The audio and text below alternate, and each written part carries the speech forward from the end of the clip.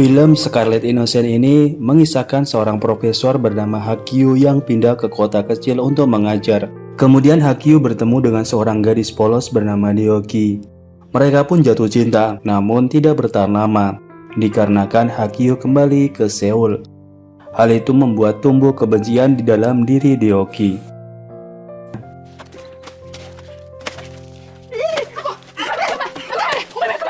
Adegan diperlihatkan dengan pria bernama Hakyu, seorang profesor dari kota Seoul yang dimutasi ke kota kecil.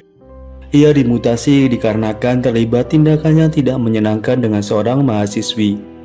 Hingga ia bertemu dengan seorang gadis polos bernama Ryoki di depan Indomaret. Ryoki lalu memandanginya dengan penasaran. Kemudian mereka pun pergi begitu saja. Singkat waktu, Hakyu mulai mengajar di kelas menulis, di mana murid-muridnya adalah para orang tua yang ingin menjadi seorang penulis. Terlihat juga Hakyu tengah menjelaskan pada orang tua itu, jika ingin menjadi seorang penulis, maka harus memiliki jiwa muda dan saling mencintai. Di sisi lain, terlihat Ryoki sedang mengobrol bersama ibunya, yang tidak bisa berbicara. Ryoki ini hanya tinggal berdua bersama ibunya. Suatu hari di sebuah taman bermain, terlihat Ryoki sedang membeli minuman dan menendang mesin itu agar minumannya keluar karena vending mesinnya sudah sangat tua. Dan di situ terlihat Hakyu memandanginya. Ia akan membeli minuman dan mengikuti saran dari Ryoki. Kemudian mereka pun berbincang, di mana Ryoki teringat jika mereka pernah bertemu di depan Indomaret beberapa hari yang lalu. Ryoki juga mengatakan jika dirinya bekerja di taman ini sebagai penjaga tiket masuk. Kemudian Ryoki juga mengetahui jika pria di hadapannya itu merupakan seorang profesor yang sedang mengajar di kota ini. Di pertemuan kedua ini membuat Ryoki sangat tertarik dengan Hakyu hingga ia pun mengikuti kelas yang diajar oleh Profesor Hakyu. Singkat waktu, pada saat kelas telah selesai, terlihat Ryoki dan Hakyu berjalan pulang bersama. Ryoki yang sangat tertarik dengan profesor itu sangat bahagia. Sedangkan Hakyu terlihat dingin sekali. Ia sangat bosan dengan kota kecil ini. Hakyu ingin sekali cepat kembali ke kota Seoul dan mengajar di kampusnya dahulu. Namun apa boleh buat, dekan di sana belum menerima Hakyu karena dugaan kasus yang pernah ia lakukan belum selesai. Kemudian keesokan harinya Ryoki pun terus mengikuti Hakyu hingga ia diajak untuk makan malam dan minum arak. Di tengah makan malam mereka, Hakyu mendapatkan telepon dari anaknya. Anaknya itu merindukannya dan menanyakan kapan dirinya pulang ke Seoul. Di samping anaknya terlihat istrinya yang sakit karena depresi berat. Setelah selesai makan, Hakyu pun pamit pada Ryoki hendak pergi ke Seoul menemui anak dan istrinya. Namun setelah bus melaju beberapa meter, Hakyu membatalkan kepergiannya dan mengajak Ryoki untuk mampir ke kontrakannya. Lalu kemudian Ryoki yang kepanasan karena efek alkohol itu pun akhirnya saknei. Namun di malam itu tidak sampai begituan. Di sisi lain terlihat istri Hakyu dan anaknya sangat sedih sekali. Mereka berdua meragukan Hakyu pulang menemuinya. Dan benar saja ayahnya sedang berkencan dengan Ryoki. Singkat cerita, Ryoki yang sudah sangat kasmaran dengan Hakyu akhirnya berkencan di taman bermain. Kemudian Hakyu mengajak Ryoki menaiki komedi putar. Dan pada akhirnya di malam itulah kepolosan Mikmyo Ryoki disembur oleh Hakyu. Tanpa mereka sadari, sang penjaga taman itu menyaksikan keenakan mereka dari bawah. Dan esok paginya, penjaga yang melihat adegan Hakyu dan Ryoki pun menceritakan pada warga yang lain. Hingga tanpa sadar, ibu Ryoki ada di situ. Ibu Ryoki sedih sekali mendengarnya dan pergi meninggalkan warung itu dengan penuh rasa kesedihan. Sejak itulah Ryoki tinggal bersama Profesor Hakyu, di mana setiap malam Ryoki yang polos selalu mendapatkan semburan dari Hakyu. Hingga suatu hari, Hakyu mendapatkan kabar baik dari sahabatnya di Seoul. Kemudian Hakyu menemui sahabatnya di kafe. Sahabatnya itu memberikan kabar jika Hakyu sudah boleh kembali ke kampus untuk mengajar karena kasusnya tidak terbukti. Keesokan harinya Deoki melihat Hakyu tengah berberes hendak pulang ke kota Seoul. Deoki teriak sedih karena Hakyu akan meninggalkan dirinya. Kemudian Deoki mengatakan jika ia telah hamil dan Hakyu sedikit terkejut dengan hal itu. Singkat cerita, Hakyu membawa Deoki untuk melenyapkan kandungannya. Lalu Hakyu pun meninggalkan Deoki yang lemah tak berdaya pasca melenyapkan benihnya. Deoki sedih dan sangat terpuruk dengan kondisi itu semua. Di sisi lain terlihat Hakyu yang telah kembali ke Seoul menemui istrinya. Lalu ia memberikan istrinya obat. Kemudian istri Hakyu menangis dan menyesali semuanya pada suaminya itu. Di lain waktu Deoki kembali ke rumah ibunya. Namun ibunya sangat murka dengan Deoki dengan apa yang dilakukan selama ini. Namun ia tetap ibu Deoki dan mengizinkannya kembali ke rumah tersebut. Singkat cerita, Deoki yang kondisinya telah pulih mengunjungi Hakyu di kampusnya. Hakyu pun sangat terkejut melihat Deoki. Kemudian ia membawa Deoki ke suatu ruangan. Singkat cerita, ia melarangnya untuk mengunjunginya. Kemudian Hakyu pun mengusir Deoki. Hakyu juga berjanji akan mengunjunginya secepatnya.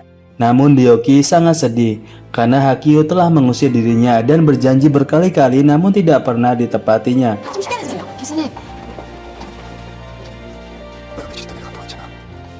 Di suatu malam terlihat Deoki yang tengah menggoreng ikan bandeng.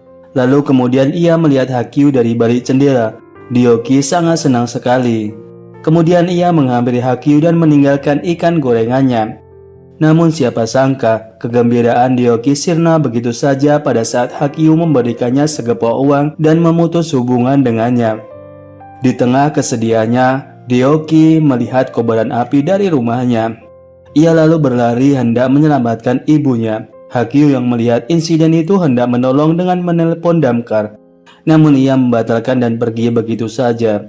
Deoki menyaksikan Hakyu pergi meninggalkannya dengan mata penuh kebencian. Kemudian Deoki menyelamatkan ibunya. Namun ibunya tidak bisa diselamatkan dan Deoki sedikit terkena sambaran api.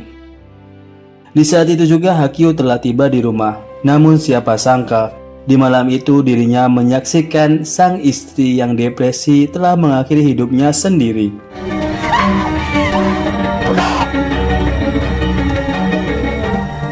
Delapan tahun kemudian buku milik Hakyu memiliki penjualan yang sangat tinggi. Hakyu pun menikmati itu semua. Ia juga memutarkan hasil penjualan bukunya di meja kasino. Selain itu juga, ia menginvestasikan di beberapa perusahaan. Tidak lupa ia menyemburkan lava putihnya di beberapa wanita. Di tengah-tengah kesendiriannya, tiba-tiba Hakyu merasa penglihatannya mulai berkurang. Kemudian ia memeriksakan matanya ke dokter dan benar saja ada sedikit gangguan karena gaya hidup Hakyu yang sangat bebas. Namun dirinya tetap melakukan gaya hidup bebas itu. Hingga suatu waktu dirinya dipanggil oleh dekan. Dekan itu meminta Hakyu untuk cuti beberapa bulan karena terlibat suatu proyek ilegal.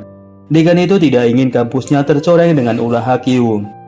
Hakyu seperti kehilangan segalanya ditambah kondisi matanya yang kian memburuk.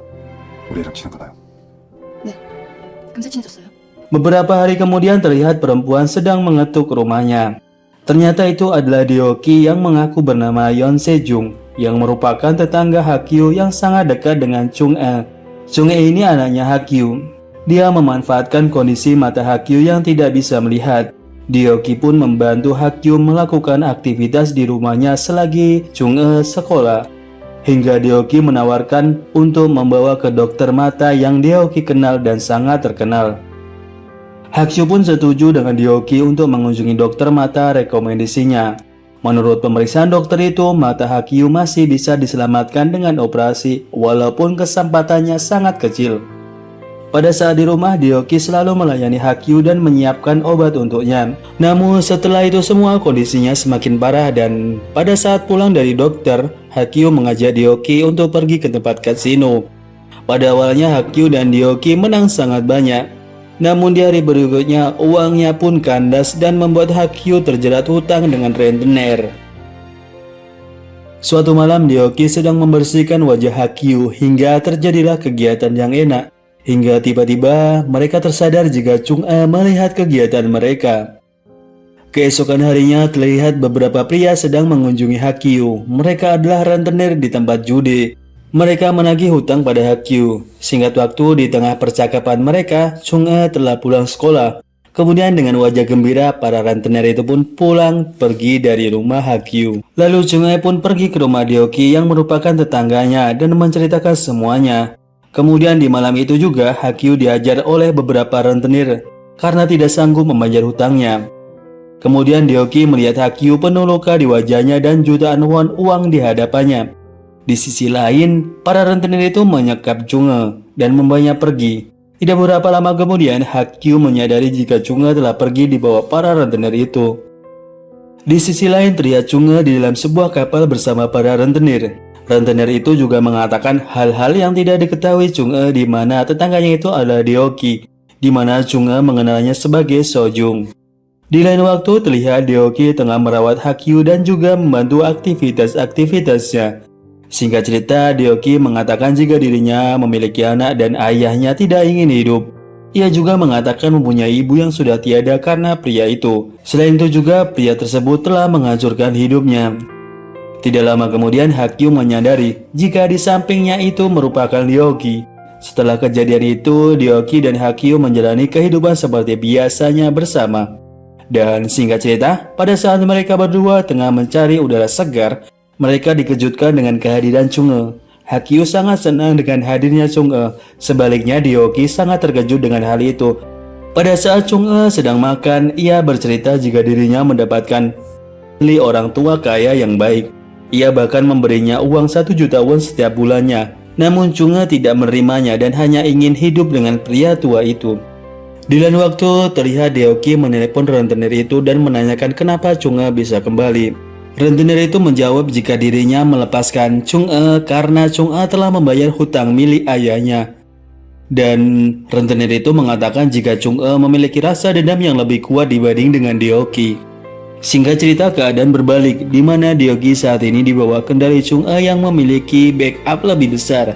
Ia juga mengancam Deoki untuk menggantikan mata ayahnya Hagyu dengan mata Deoki, dan kemudian mereka pun melakukan hal itu. Lalu terlihat di mana Deoki telah kehilangan penglihatannya, sedangkan Hagyu bisa melihat Deoki dengan penuh kesedihan. Dan film pun berakhir. Terima kasih sudah menonton. See you.